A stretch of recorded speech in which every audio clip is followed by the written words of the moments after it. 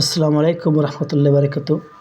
সুপ্রিয় শিক্ষার্থীবৃন্দ, আজকে আমরা অষ্টম শ্রেণীর 2.1-এর 1 নম্বর অঙ্ক করার চেষ্টা করব। আমরা এক নজর অঙ্ক দেখার চেষ্টা করি।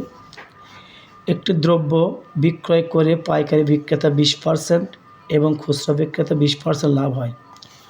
যদি দ্রব্যটির খুচরা বিক্রয় মূল্য 576 টাকা হয়, তবে পাইকারি বিক্রেতার ক্রয় মূল্য কত? 2.1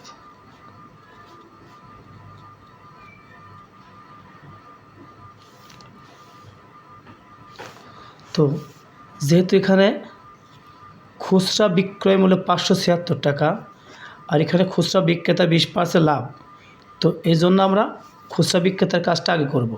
তো এখানে লিখতে পারি যে খুচরা বিক্রেতা 20% লাভে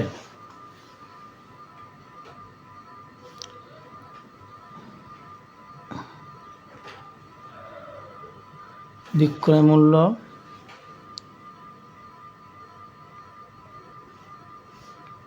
100 + 20 120 টাকা। তাহলে ক্রয় মূল্য সবসময় 100 টাকা ধরতে হয়। তো ক্রয় মূল্য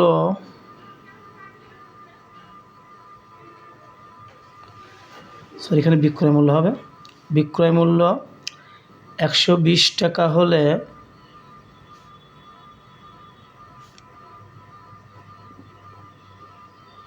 ক্রয় মূল্য 100 টাকা। যেহেতু এখানে প্রশ্নে বিক্রয় মূল্য আছে 576, সেজন্য বিক্রয় মূল্যটা আমাদের আগে লিখতে হবে।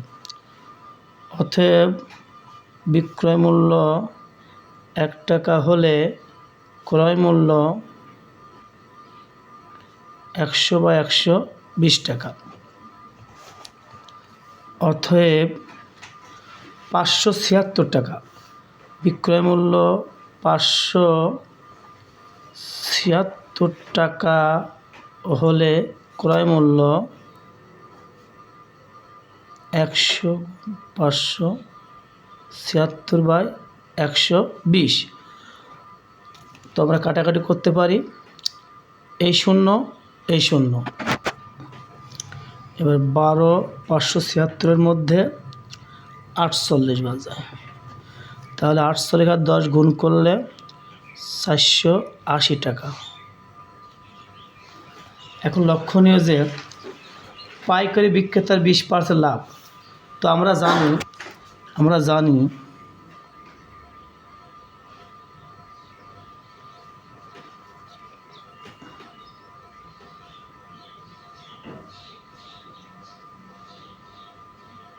খুচরা বিক্রেতার ক্রয় মূল্য সমান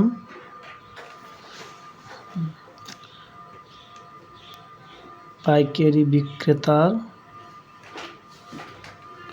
বিক্রয় মূল্য।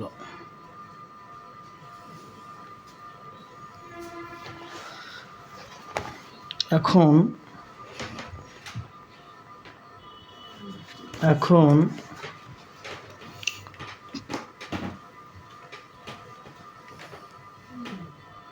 পাইকারি বিক্রেতার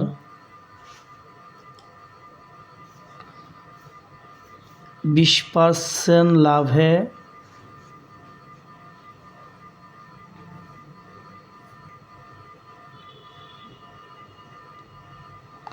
বিক্রয় মূল্য সমান 100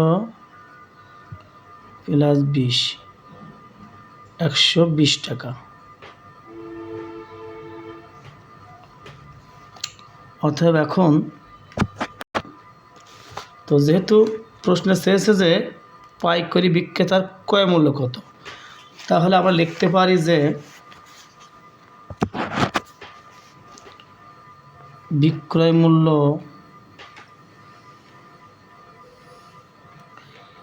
120 টাকা হলে ক্রয় মূল্য 100 টাকা। অতএব বিক্রয় মূল্য 1 টাকা হলে ক্রয় মূল্য 100/120 টাকা।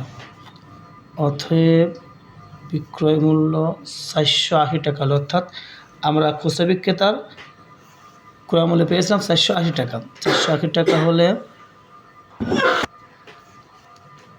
সমান